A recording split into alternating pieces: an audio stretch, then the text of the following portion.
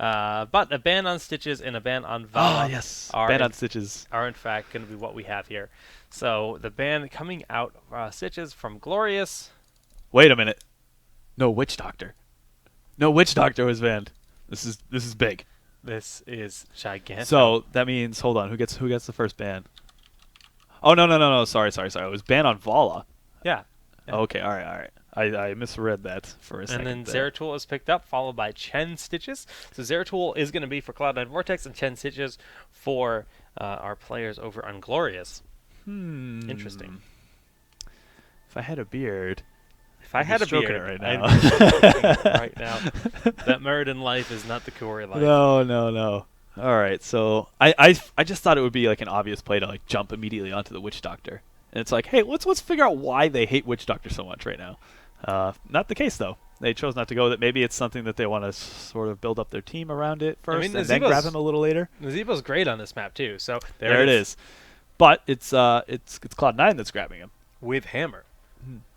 Cloud9 often leans towards Hammer. I think what we'll end up seeing is a lane with those two heroes. Hammer, Witch Doctor. iDream will be playing as Hammer, and I mean, Witch Doctor could be played by a number of people, probably Rojar. We'll see what their comp is, but they're going to push a lane as hard as they can. There might be scenarios where they decide to just give up a tribute and just try to get a few towers out of it. Yeah, that's certainly possible. And they can get a lot done. Those two heroes can certainly push really hard. Witch Doctor, of course, very good at throwing down that zombie wall to soak up damage. Just has a lot of good spell damage coming out. And then Hammer, if you give him any amount of time to siege up against a wall, although it doesn't happen too often, it's scary. And that's really why, because teams respect that, and they will make the rotation as quickly as possible. So Tassadar Brightwing follow-up again from Glorious. Okay. Now Nirak plays a lot of Brightwing. Tassadar, very good on this map. You can slow down just with Psystorm to stall out the tributes. Sure. Tassadar is incredibly hard to kill, has strong damage output, just a really well-rounded hero. Neither of those picks have any crazy significance, except for the fact that Brightwing is a decent response to Witch Doctor. But I'll be honest with you, I would rather see Malfurion. Yeah, I think Malfurion, just in terms of utility, people are really starting to realize how good he actually is. Not that there's necessarily a problem, but you're right, that control that you can get with those roots it's super, super good, especially on this map too. So, Whoa. So Chen, Tychus, Arthas, Malf. This is a team that's just not going to die. No. I think you're. It's Arthas Malf is for. For yeah. C9. Excuse me. Yeah, I misread it. Okay. Tassadar, right. Still So we're gonna probably see some kind of damage picked up for Glorious here. Kerrigan. Yeah. Okay. Not too many people actually play Kerrigan. We alluded to this a little bit before this series started. Glaurung does have a very scary Zeratul, which we got to see in the previous two games. Also a very good Kerrigan. Yeah. And the Kerrigan Chen, that could be quite scary early game, especially with the dive and then going in with the lockdown. It's a very real possibility, and perhaps this is sort of their solution to dealing with the laning strength of Hammer and Witch Doctor. That's entirely possible, and yeah, we'll find out. Yep. But also a good pickup to deal with Witch Doctor, but just the stuns and arrows she has with Rewind. But I'll and be honest, Primal Grasp and Impale. Those are all good. Kerrigan going in and has to worry about Howling Blast and Root. Kerrigan's not a hero that can stay in. She kind of has to get in, use her kit, and get out. And with that, the Howling Blast Root available on the opposing team, that's going to be pretty scary for Glaurung. But if there's a Kerrigan that can pull off sick plays, Glaurung's probably the guy. He's the guy, yeah. I mean, like I said, not too many people are playing Kerrigan. She does have her place, but you were alluding to this. She's very squishy. She has a lot of utility and capability to stun and pull, control the fight, but she is quite squishy. So we'll have to see. If that's their solution to Nazebo's Ravenous Spirit, then I'm not sure how confident I feel in that. There's also some other options. There's Brightwing's Emerald Wind, and there's the Grenade, but those sort of have the same issues of you need to get close enough to make sure that you can actually get that stun off. And is Cloud9 Vortex actually going to let that happen? I don't know. We'll see.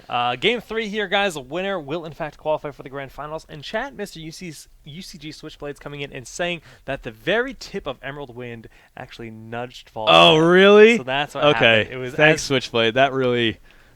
That makes a lot more sense. That does. It makes a lot more... Yeah, because Glong was like, I think it's some weird interaction with this. Yeah, No, okay. No. Yeah, and I would have been looking for that, right? if he like moved at all, but like I saw very no movement, which what it looked like to me. So I was just so confused with that. But, Yeah. all right. So thanks, Switchblade. That actually clears that up. I was very puzzled about that. All right. Let's jump into this. Let's get some introductions going here. So on the blue side, for Glorious Gaming, we have Glaurung on Kerrigan. Syracuse will be playing Tassadar this game. ZPs on the tank role will be playing Chen. Narak on Brightwing, and Cathan Luck on Tychus. And for the other half of the map, we do in fact have Nazeebo being played by Rajar. Bobby Hankill will be on Arthas. Malfurion played by Liquid Death, waiting for his minions to spawn. Mrs. Hammer going to be played by iDream, and Zeratul rocking K1 Pro. No, K1 Pro is being played by Zeratul, right?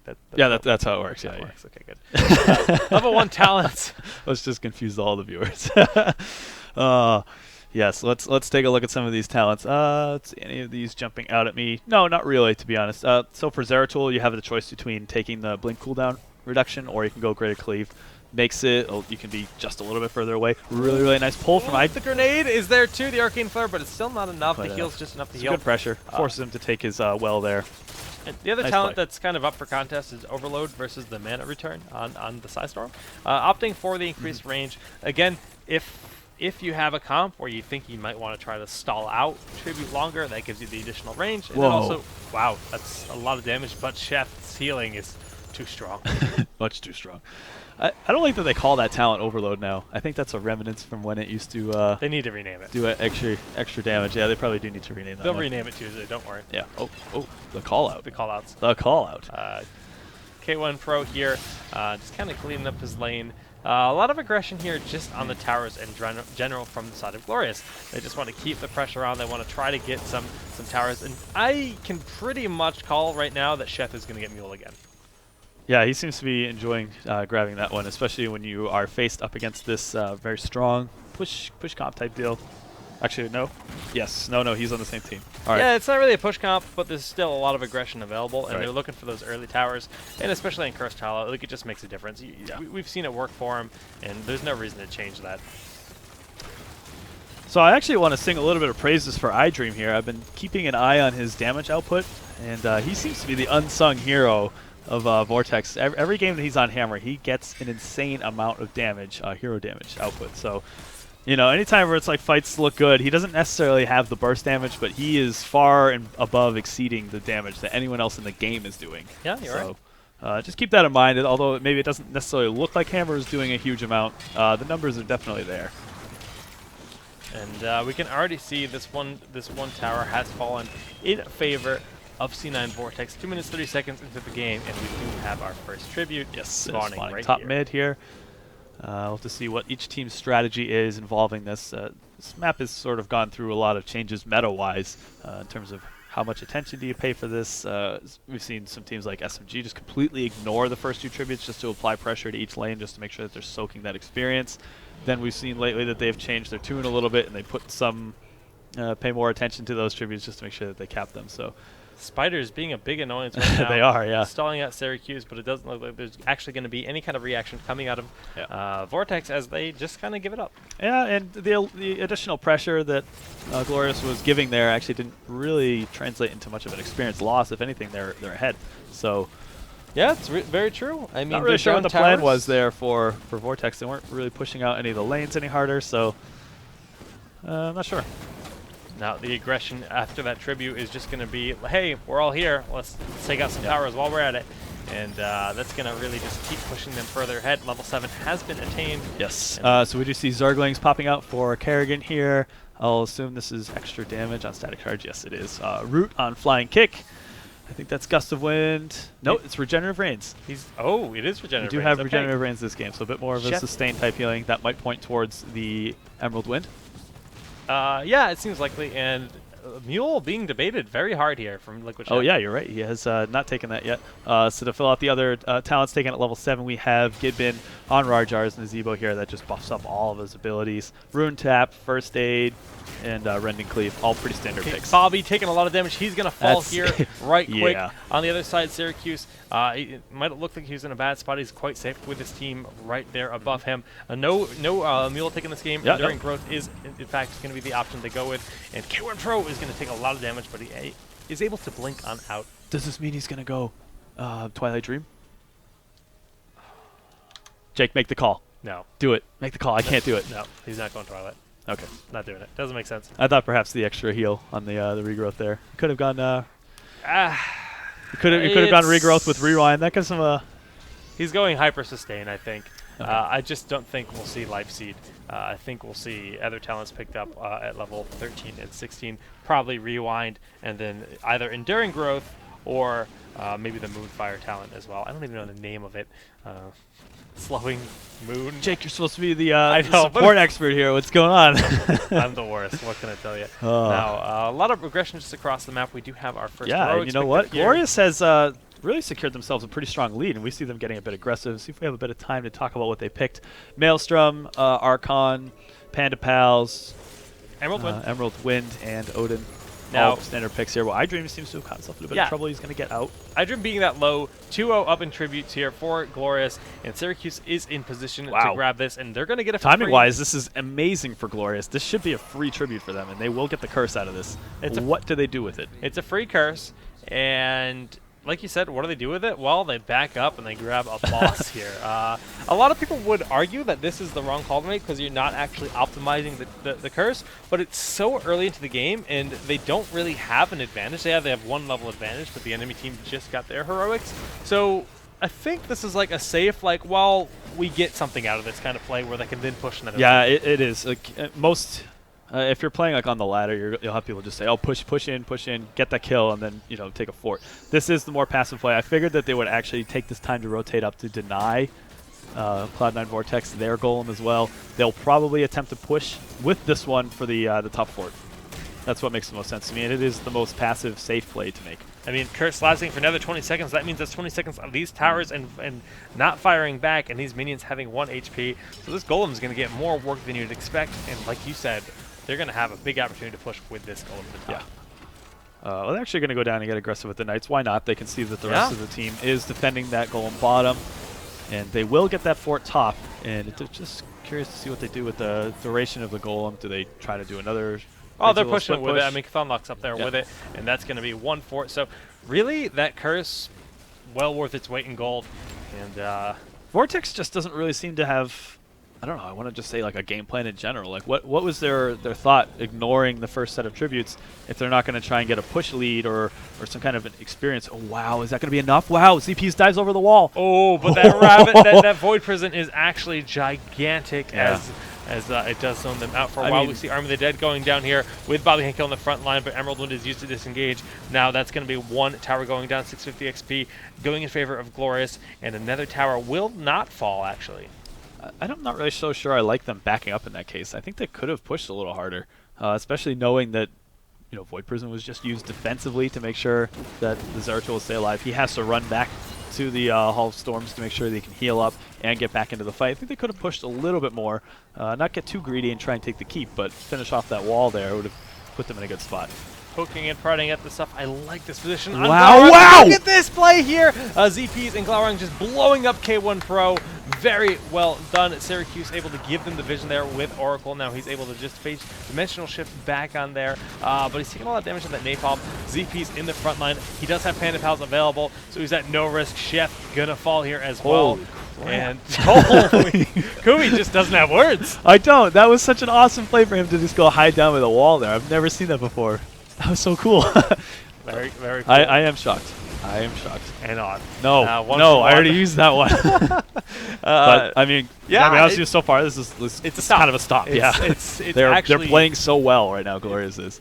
They're just kind of outsmarting the kills 4-0. They haven't lost a member yet. Yeah. You can look at the map. It is pretty darn blue. They've actually made a nice little shape here. And such commentary. Let's talk about shapes, guys. All right, so level 13 has been hit for both teams here. Let's see if there's anything odd in particular going on here. Not really. We see some Relentlesses coming down. That's in the standard build. Two rewinds. Also very standard for those heroes to take. Ice Block. Okay, that's a weird one. We can talk about Ice Block. Malfi? No, not Malfi. Rarjar, yes, has taken Ice Block. But you can't Ice Block and Ravenous Spirit at the same time. If you guys were wondering and weren't sure how that interaction works, as soon as you tap Ice Block, you can't perform any actions for 3 seconds. And basically the idea is to allow your team to give some time to maybe catch up to you to save you. You're invulnerable, of course. Pretty much what that says is Glorious has put the fear of death into them. Yeah, okay. It's like I mean, Rajak feels like he needs Ice Block. Yeah. Also, Spell Shield from Arthas is a bit strange too.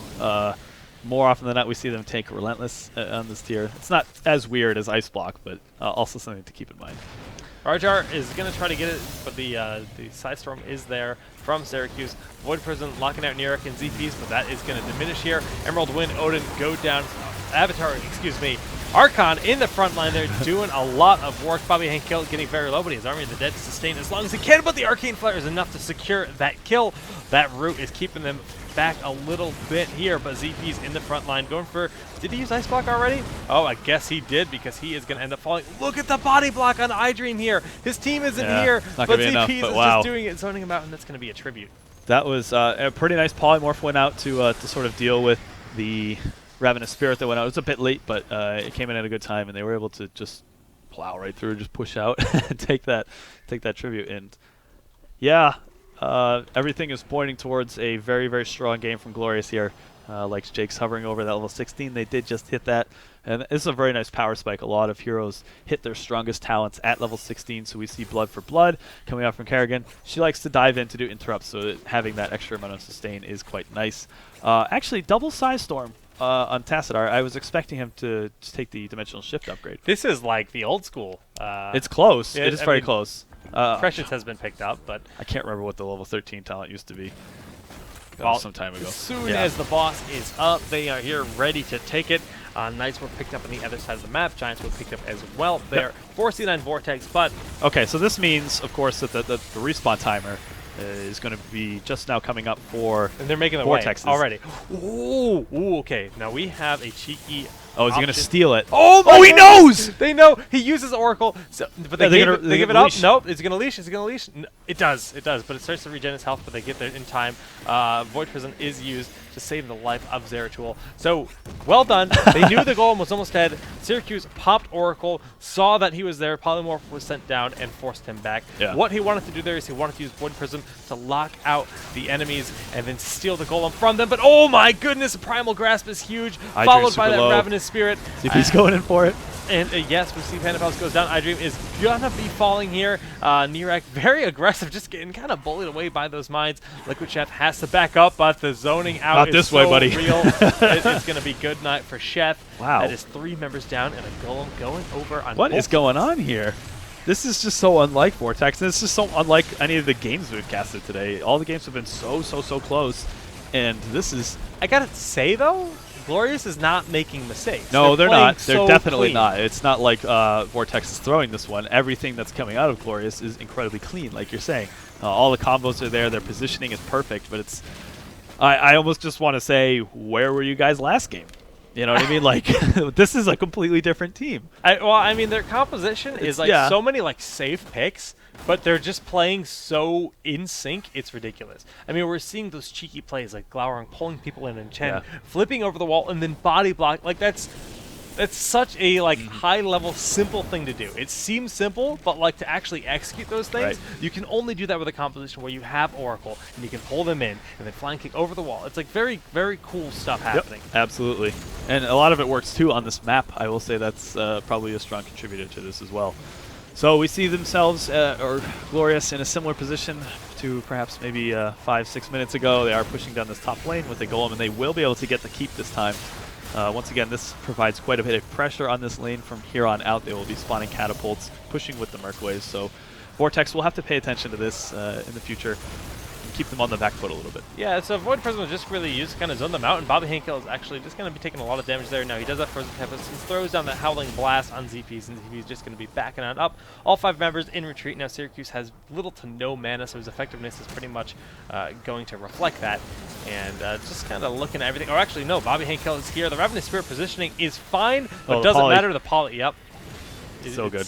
But he's in a bit of a weird... Okay, Ravenous Spirit. And Ice Block, yep. Yeah. Oh, is he going to go for it? Oh my god! Does he have Phantom Pulse? He does use it immediately. Now he is going to be completely picked off here as there's nowhere to run or hide at that point in time. And that's 2 members down. Wow, that was some cool play once again. Hopping over the wall there. I think they're perhaps a bit safe. And you know what, Jake? Sheth heard your call. It's like, oh, you don't know what the name of this talent is? I'll pick it for you. Hindering Moonfire. There you go. Moonfire. Jake will never forget that again. I already forgot it. But we got the extra mine. ZP is super low. Decides to drink some beer while he's there.